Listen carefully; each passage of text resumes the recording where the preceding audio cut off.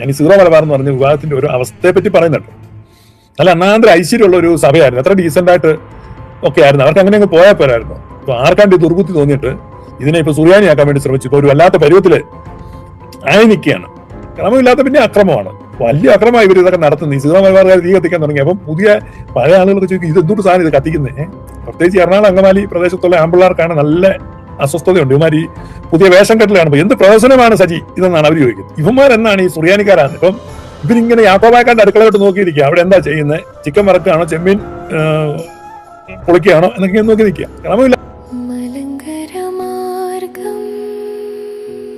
ഇപ്പൊ എന്തുകൊണ്ടാണ് ഈ കത്തോലിക്ക പുരുഷന്മാര് ഈ വെന്തിങ്ങ തൂക്കി നടക്കാത്തത് എന്നുള്ളതിന് കത്തോലിക്കർ സൗകര്യം കിട്ടുമ്പോൾ മറുപടി പറയണം. കത്തോലിക്കരുടെ പുതിയ പോരാളിയൊക്കെ ഉണ്ട്, സ്പോൺസേഡ് കുതിര യൂട്യൂബിലൊക്കെ യുദ്ധം ചെയ്യാൻ വേണ്ടി ഇറങ്ങിയിട്ടുണ്ട്. അപ്പം ആ കുതിര പറഞ്ഞാലും മതി ഈ വെന്തിങ്ങ. പക്ഷെ ആ കുതിരയ്ക്ക് അറിയില്ല, കുതിര അടുത്ത കാലത്ത് കത്തോലിക്ക വന്നുകൊണ്ട് അറിയത്തില്ല. വെന്തിങ്ങ എന്ന് പറഞ്ഞൊരു സാധനം ഉണ്ടായിരുന്നു, ചെറിയൊരു മുറം പോലെ ഇരിക്കും. അതിന് കൊച്ചുമുറം തൂക്കികൾ എന്നൊക്കെ ഇവരെ പണ്ട് കളിയാക്കി വിളിക്കുമായിരുന്നു. ഈ കൊന്ത ഇപ്പോഴും നിൽക്കുന്നുണ്ട്, വെന്തിങ്ങല്ല. കൊന്ത വെന്തിങ്ങ എന്ന് പറഞ്ഞേ, പെണ്ണുങ്ങൾ കൊന്ത ഇട്ടുകൊണ്ട് നടക്കും, ആണുങ്ങൾ വെന്തിങ്ങ ഇട്ടുകൊണ്ട് നടക്കും. അപ്പൊ വെന്തിങ്ങ സൗകര്യപൂർവ്വം ഒഴിവാക്കി. അപ്പൊ എന്താണ് വെന്തിങ്ങ ഒഴിവാക്കിയത്? 2 വെന്തിങ്ങ ഒക്കെ തൂക്കി കത്തോലിക്കർ പോകുന്ന ഞാൻ ഓർക്കുന്നുണ്ട്. രസമായിരുന്നു ഇവരെ കാണാൻ. ഇവര് കത്തോലിക്കരായിരുന്നു. ഇപ്പൊ അടുത്ത കാലത്ത് അവർക്കൊരു മോഹം സുറിയാനിക്കാരാകണം, കാരണം കത്തോലിക്കരാണ് എന്ന് പറയുന്നത് എന്തോ ഒരു ആക്ഷേപവും അപമാനവും ഒക്കെ പോലെ അവർക്ക് തോന്നുന്നുണ്ട്.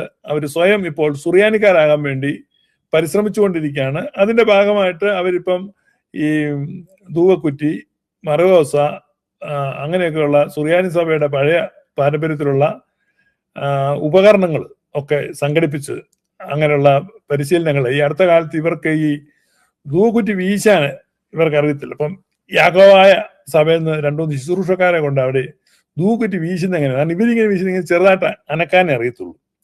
യാക്കോബായക്കാർ ധൂവക്കുറ്റി വീശുന്ന പോലെ വീശി ഇങ്ങനെ മറിക്കാനൊന്നും അറിയത്തില്ല. അങ്ങനെ മറിച്ച് ഒരുത്തന്റെ ദേഹത്ത് കുറെ തീക്കനിലെല്ലാം കൂടെ വീണ്. അത് കഴിഞ്ഞപ്പോഴേക്കും പിന്നെ യാക്കോബായക്കാരെ വിളിച്ചത് പഠിച്ചെന്ന് പറഞ്ഞു.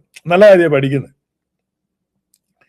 അപ്പൊ ഇതിനകത്ത് ഈ വലിയൊരു തമാശ എന്നാന്ന് ചോദിച്ചു കഴിഞ്ഞാൽ, ഇവര് യാക്കോബായ സഭയിൽ ഇങ്ങനെ നോക്കിക്കൊണ്ടിരിക്കുക എന്നതൊക്കെ ഈ സുറിയാനിക്കാർ ചെയ്യുന്നത്. അങ്ങനെ ഇവര് ക്രിസ്തുമസിന്റെ ദിവസം തീ കത്തിക്കുന്നുണ്ട്. അപ്പൊ ഇവർ ആദ്യം ഓർത്തത് ചൂട് കായാൻ വേണ്ടിയാണ്. പിന്നെ ഇവർക്ക് മനസ്സിലായി ഇത് തീജ്വാലയുടെ ശുശ്രൂഷയാണ്. പക്ഷെ ശുശ്രൂഷയ്ക്ക് ക്രമമൊന്നുമില്ല ഇവർക്ക്. യാക്കോബായ സഭയിലാണ് എല്ലാത്തിനും ക്രമമുണ്ട്, എല്ലാത്തിനും പ്രാർത്ഥനയുണ്ട്, എല്ലാ കാര്യങ്ങൾക്കും സുറിയാനി സഭയിൽ പ്രാർത്ഥനയുണ്ട്. പക്ഷെ സുറിയാനിക്കാർക്ക് അത് അറിയത്തൊന്നുമില്ല. ഇപ്പൊ സുറിയാനിക്കാരുടെ പ്രാർത്ഥന അനുസരിച്ച് യാത്ര പുറപ്പെടുന്നതിന് മുമ്പുള്ള പ്രാർത്ഥനയുണ്ട്, ഒരു കാര്യം ചെയ്യുന്നതിന് മുമ്പ്, ജോലി തുടങ്ങുന്നതിന് മുമ്പുള്ള പ്രാർത്ഥനയുണ്ട്, ജോലി പൂർത്തീകരിച്ച് കഴിയുമ്പോഴുള്ള പ്രാർത്ഥനയുണ്ട്, എല്ലാത്തിനും പ്രാർത്ഥനയുണ്ട്. ഇതിന്റെ ചൂട് പിടിച്ചിട്ടാണ് ഈ മുസ്ലിമുകൾ അവരുടെ പ്രാർത്ഥന ക്രമീകരിച്ചത്. പക്ഷെ അവരിപ്പോഴും അത് കീപ്പ് ചെയ്യുന്നുണ്ട്. അതുകൊണ്ടാണ് അവരെ പലപ്പോഴും സോഷ്യൽ മീഡിയ ട്രോൾ ചെയ്യുന്നത്. കക്കൂസി കയറുന്നതിന് മുമ്പുള്ള പ്രാർത്ഥന, ഇറങ്ങിക്കഴിയുമ്പോഴുള്ള പ്രാർത്ഥന എന്നൊക്കെ പറഞ്ഞ് അവരെ ട്രോൾ ചെയ്യുന്നുണ്ട്. ശരിയാണ്, എല്ലാ കാര്യങ്ങളും എങ്ങനെയാണ് പൗലുസ്ലീഹ പറഞ്ഞിരിക്കുന്നതാണ്. Do everything prayerfully with praise and thanksgiving. സ്തുതിയോടും സ്തോത്രത്തോടും പ്രാർത്ഥനാപൂർവം വേണം എല്ലാ കാര്യങ്ങളും ചെയ്യാൻ എന്ന് പൗലുസ്ലീഹ പറഞ്ഞിട്ടുണ്ട്. 1 കൊരിന്ത്യർ 10:31 ആണെന്ന് തോന്നുന്നു അതിന്റെ ഓർമ്മ. Whatever you do, do it in the name of Lord Jesus Christ and for the glory of the Father എന്നൊക്കെ പറഞ്ഞാണ് ഒരു ഉപദേശം നമുക്കുള്ളത്. പിതാവിന്റെ മഹത്വത്തിന് വേണ്ടി ക്രിസ്തുവിന്റെ നാമത്തിൽ സ്തോത്രത്തോടും പ്രാർത്ഥനയോടും എല്ലാ കാര്യങ്ങളും ചെയ്യും.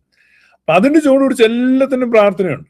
അത് കോപ്പി അടിച്ചാണ് മുസ്ലിങ്ങള് എല്ലാ പ്രാർത്ഥനയും. തടി വെട്ടുമ്പോഴുള്ള പ്രാർത്ഥന, കിണർ കുത്തുമ്പോഴുള്ള പ്രാർത്ഥന, അപ്പൊ പഴയ കാലത്ത് വിതയ്ക്കുമ്പോഴുള്ള പ്രാർത്ഥന, കൊയ്യുമ്പോഴുള്ള പ്രാർത്ഥന, കൃഷിക്ക് വളമിടുമ്പോഴുള്ള പ്രാർത്ഥന, ഇങ്ങനെ എല്ലാത്തിനും പ്രാർത്ഥന.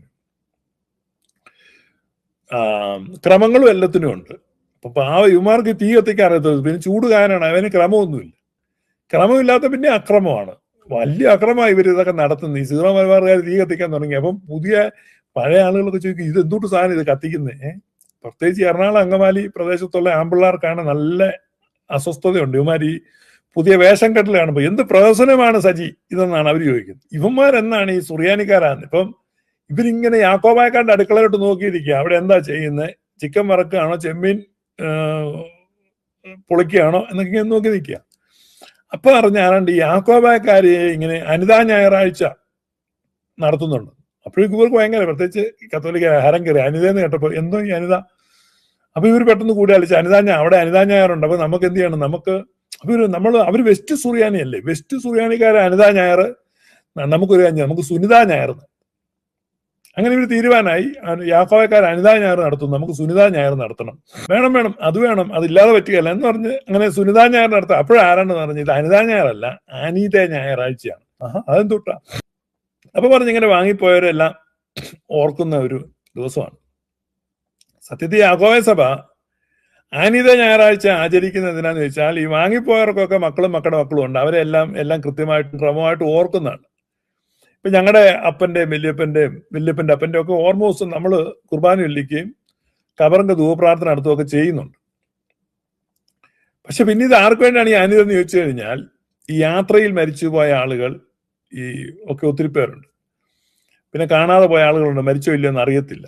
പഴയ കാലത്ത് ഈ ഇന്നത്തെ പോലെ വാട്സാപ്പും സൗകര്യങ്ങളും GPS ഒന്നും ഇല്ലാത്തതുകൊണ്ട് പോയവര് പോയി എത്തിയെന്നേ ഉള്ളൂ. ഇനി എത്തിയാലും വിവരമില്ല. അങ്ങനെ ഒത്തിരി ആളുകൾ പലയിടത്തും നഷ്ടപ്പെട്ടു പോയിട്ടുണ്ട്. കാട്ടുമൃഗങ്ങൾ പിടിച്ചും മരുഭൂമിയിൽ പെട്ടുപോയും കള്ളന്മാരുടെ കയ്യിലകപ്പെട്ടും കപ്പൽ ചേതത്തിലകപ്പെട്ടും അങ്ങനെയൊക്കെ ഒത്തിരി ആളുകൾ ഈ സഭയ്ക്ക് ലോസ്റ്റ് ആയിട്ടുണ്ട്. അങ്ങനെ ഒരു വർഷത്തെ സഭയുടെ സഞ്ചാരത്തിൽ അനുസ്മരിക്കപ്പെടാതെ പോകുന്ന ഒരുപാട് നിർഭാഗ്യാവസ്ഥയിൽ മരിച്ച ആളുകൾ, അജ്ഞാതരായ ഭൂമികകളിൽ മരിച്ചുപോയ ആളുകളുണ്ട്.